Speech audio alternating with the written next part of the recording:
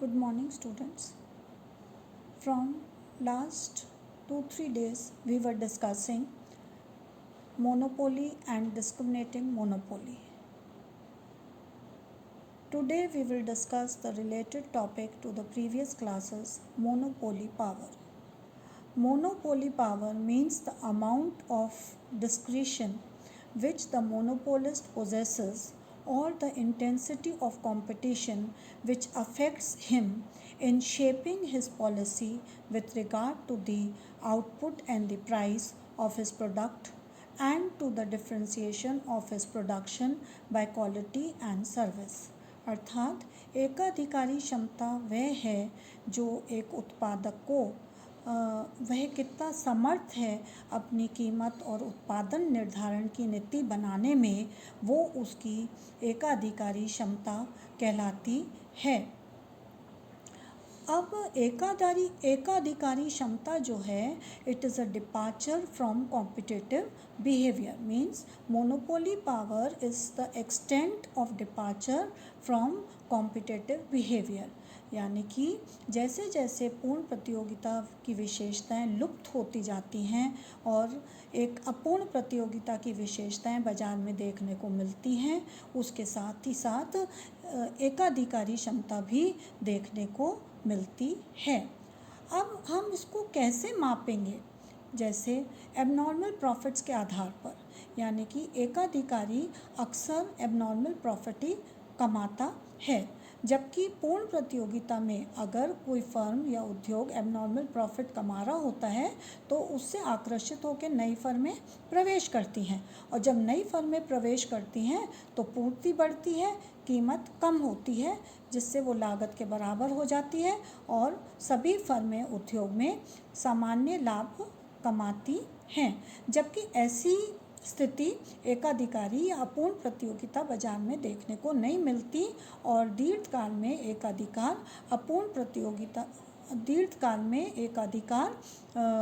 अतिरिक्त लाभ कमाता है। तो जितना ज़्यादा अतिरिक्त लाभ कमाएगा उसकी एकाधिकारी क्षमता उतनी ही अधिक होगी। अब हम चौथे से पहली जो मेजर है इलास्टिसिटी ऑफ डिमांड, उसकी चर्चा करेंगे। अब किसी भी वस्तु की कितनी कीमत निर्धारित होगी वो उसकी मांग की लोच पर निर्भर करेगी।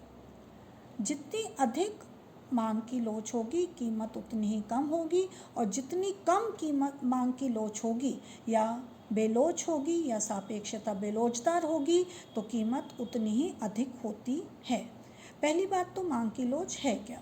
Elasticity of demand is the percentage change in quantity demanded of x commodity divided by percentage change in price of x.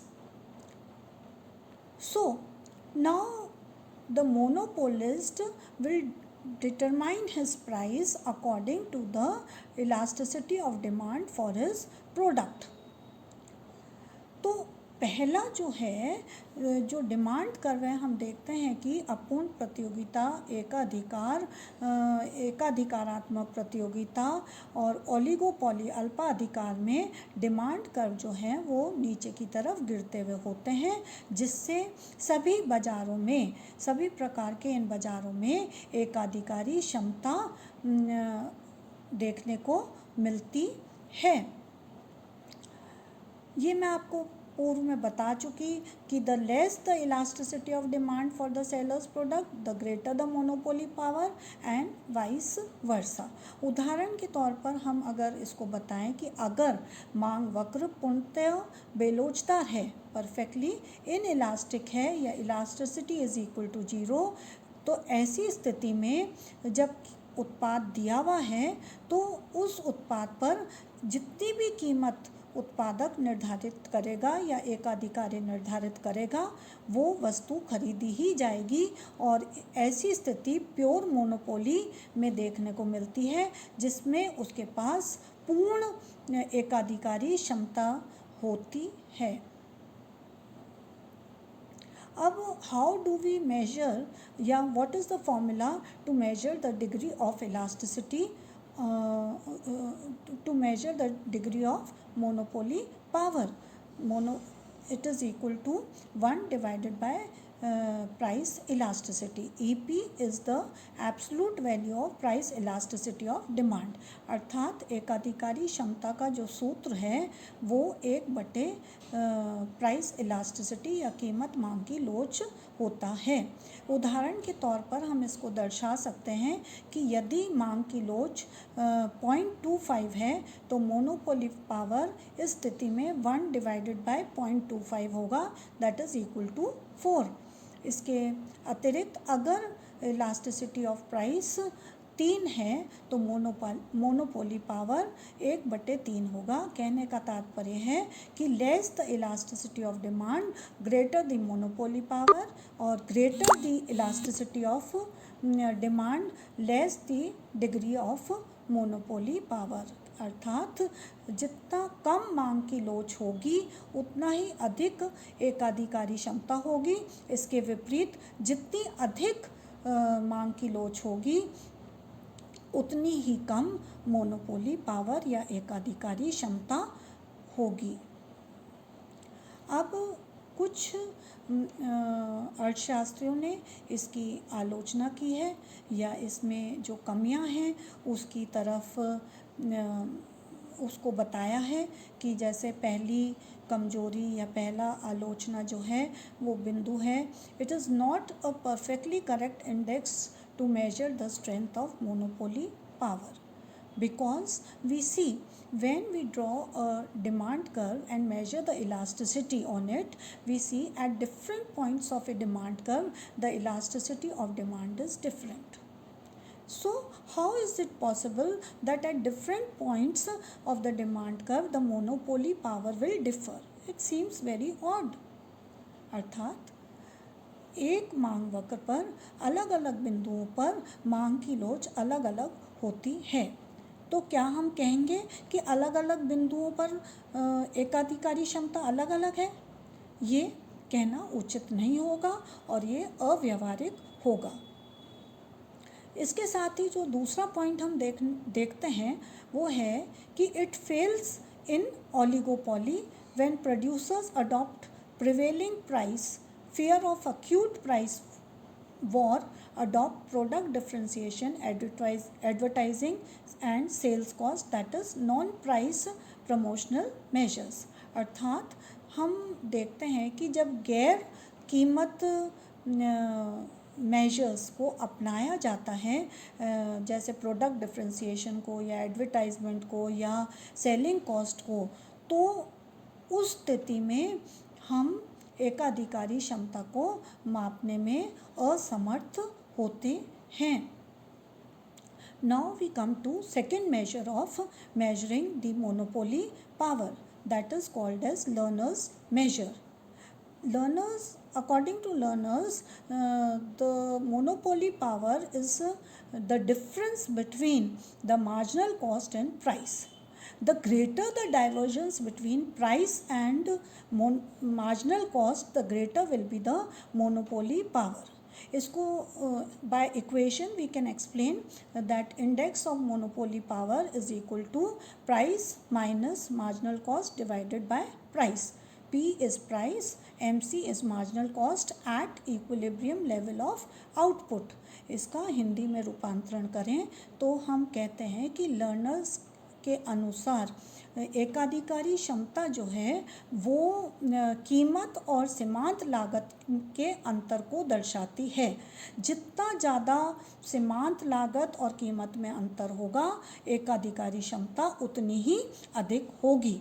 सूत्र के अनुसार इसको हम P minus MC divided by P द्वारा बताते हैं और MC जो है वो इक्विलिब्रियम आउटपुट या साम्य उत्पाद पर होती है। उदाहरण के तौर पर हम इसको दर्शा सकते हैं कि जैसे पूर्ण प्रतियोगिता में वह P is equal to MC, अर्थात कीमत जो है वो मार्जिनल कॉस्ट के बराबर है, तो ऐसी स्थिति में हम जब P minus 0 divided by P करते हैं तो 0 आता है। इसका मतलब है कि पूर्ण प्रतियोगिता में एकाधिकारी क्षमता 0 होती है। इसके विपरीत जब एक उत्पादक का पूर्ण नियंत्रण होता है वस्तुओं के उत्पाद पर, तो MC is equal to zero. इस मूल्य को जब हम सूत्र में रखते हैं P minus MC is divided by P minus zero divided by P, तो हमें मूल्य 1 प्राप्त होता है, जो कि ये दर्शाता है कि एकाधिकारी क्षमता जो है वो 0 और 1 के मध्य वेरिएट करती है। फिर पुनः इसको हम कुछ उदाहरण के द्वारा दर्शा सकते हैं कि जैसे जैसे इसका वैल्यू, सूत्र की वैल्यू जितनी अधिक होगी उतनी ही अधिक एकाधिकारी क्षमता होगी। जैसे अगर P is equal to 15 and MC is equal to 10, then we substitute in the formula, first formula 15 minus 10 divided by 15 gives us 1/3. And now if the price is 20 and MC remains 10, then 20 minus 10 divided by 20 gives us half. So it proves that greater the value of the formula, the greater will be the monopoly power. Beside this, we also conclude that Lerner's index is an inverse of price elasticity of demand. अर्थात learner का जो सूत्र है वो कीमत लोच के विपरीत होता है, that is it is equal to 1 divided by price elasticity of demand. Thus, elasticity of equilibrium output determine the monopoly power। अर्थात कहने का तात्पर्य है कि साम्य उत्पाद पर या साम्य उत्पाद के बिंदु पर जो मांग की लोच होगी वो एकाधिकारी क्षमता को निर्धारित करेगी। इस मेजर की भी पहले के तरह कुछ अर्थशास्त्रियों ने, कुछ इकोनॉमिस्ट ने आलोचना की है और आलोचनाएं मिलती जुलती हैं। जैसे पहली आलोचना है difficulty in non price competition, यानी कि पूर्व की तरह यह भी जो गैर कीमत प्रतियोगिता वाले बाजार हैं उसमें एकाधिकारी क्षमता को मापने में असमर्थ है। इसी प्रकार it considers only control over price which depends on effectiveness of existing substitute and ignores the potential substitute. अर्थात वर्तमान में जो ये इसका कीमत पर नियंत्रण है वो केवल जो उस समय जो प्रतिस्थापन वस्तुएं हैं उन्हीं को अध्ययन में लेकर निर्धारित होता है, किंतु अगर सपोज़ नई फर्में प्रवेश करती हैं और वो कुछ प्रतिस्थापन वस्तुएं नई लाती हैं तो जो पोटेंशियल सब्स्टिट्यूट्स कहलाए जाते हैं उसकी उपेक्षा की गई है। तो ऐसी स्थिति में उसकी उपेक्षा करते हुए हम सही मायने में एकाधिकारी क्षमता को नहीं माप सकते। इसी प्रकार जो थर्ड है जो कि उत्पाद को प्रभावित करती है, आउटपुट को जो प्रभावित करते हैं, जैसे ये जो मेजर है it ignores under utilisation and under investment to build and expand the output. Now we come to the third measure, cross elasticity. Hope you know what is cross elasticity. To revise it, cross elasticity is equal to proportionate change in quantity demanded of X is to Y commodity divided by proportionate change in price of X is to Y price. यानी कि तिरछी मांग की लोच X और Y वस्तु की मात्रा में अनुपातिक परिवर्तन डिवाइडेड बाय X और Y वस्तु की कीमत में अनुपातिक परिवर्तन को दर्शाता है। Actually, cross elasticity was first suggested by Kelder, Professor Kelder. But to popularize it, the credit goes to Robert Triffin. The cross elasticity of demand, as the equations shows, and to conclude it we have taken two firms I and J. If the quantity of I firm is not affected by the price of J firm, then the cross elasticity is zero, and this shows the case of pure monopoly. While if the cross elasticity is infinite, then the zero monopoly power, because cross elasticity is infinite in the case of perfect competition.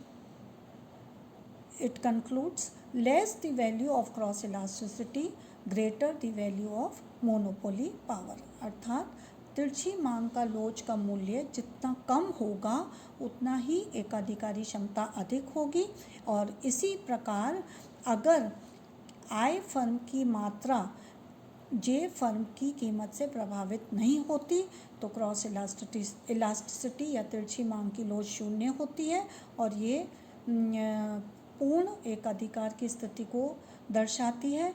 इसके